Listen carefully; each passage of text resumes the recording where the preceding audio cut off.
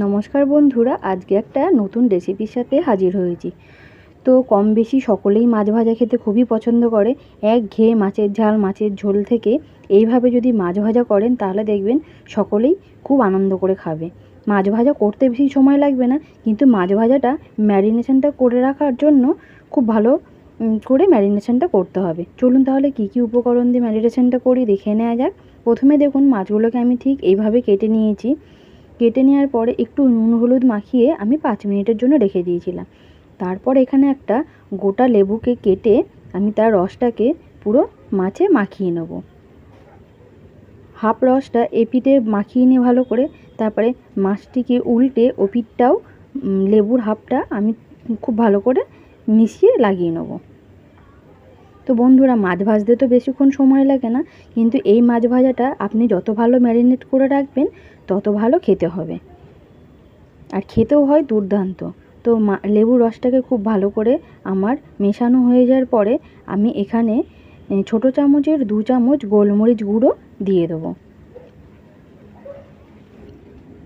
আমি এই পিঠটা ভালো করে 1 চামচ গোলমরিচ গুঁড়ো দিয়ে আবার মাছগুলোকে ও পিঠটা উল্টে নেবো। উল্টে আবার 1 চামচ, ছোটো চামচের 1 চামচ আবার এই পিঠটাই খুব ভালো করে ছড়িয়ে দেবো।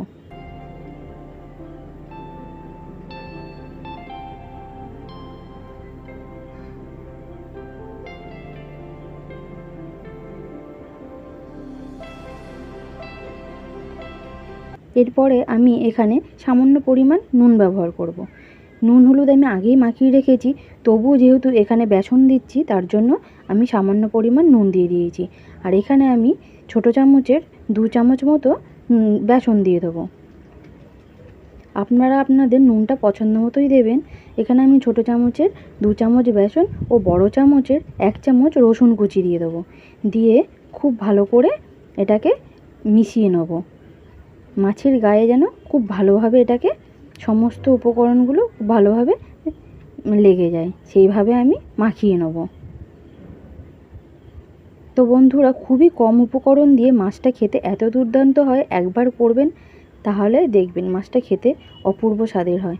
তো মাছটাকে আমি খুব ভালো করে এপিঠ ওপিঠ দুপিঠই খুব ভালো করে লেবুর রস ও গোলমরিচ সমস্ত কিছু দিয়ে খুব ভালো করে ম্যারিনেশন করে আমি আধ ঘন্টার জন্য রেখে দেবো ঢাকা দিয়ে। আধ ঘন্টা থেকে 15 মিনিট রাখলেও হবে। আমি আধ ঘন্টা রাখার পরে এখানে একটা কড়া বসিয়ে নিয়েছি। কড়াতে আমি সরষের তেল দিয়ে দিয়েছি। আপনারা চাইলে রিফাইন্ড অয়েলও ব্যবহার করতে পারেন। তো সরষের তেলটা এখানে আমি খুন্তি দিয়ে খুব ভালো করে নাড়াচাড়া করে কড়াইয়ের গায়ে লাগিয়ে নেব। তো তেলটা যখন খুব ভালোভাবে গরম হয়ে ধোঁয়া উঠবে তখন আমি মাছটাকে ঠিক 2 হাতে করে এইভাবে তেলের ওপরে ছেড়ে দেবো। আর গ্যাসের আঁচটা যেন একদম হাই ফ্লেমে থাকে। যদি গ্যাসের আঁচটা লো ফ্লেমে বা মিডিয়ামেতে থাকে তাহলে কিন্তু মাছটা কড়াইতে লেগে যাওয়ার সম্ভাবনাটাই বেশি থাকে। তো দেখুন, এখানে আমি মাছগুলোকে এইভাবে করে ভেজে নেব। এই পিঠটা ভাজা হয়ে গেলে আমি ও পিঠটা উল্টে নেব।